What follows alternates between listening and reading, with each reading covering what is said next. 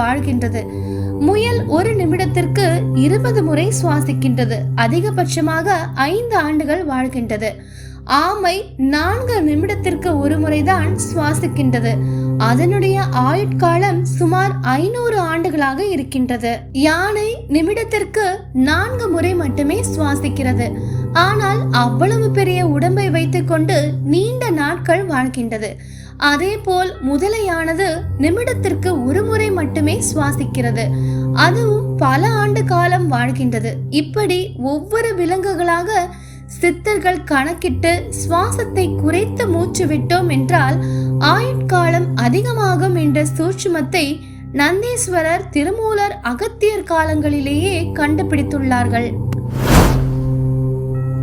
உள்ளம் பெறும் கோவில் ஊனுடம்பு ஆலயம். வள்ளற் பிரானார்க்கு வாய்க்கோ புறவாசல். தெள்ளத் தெளிந்தார்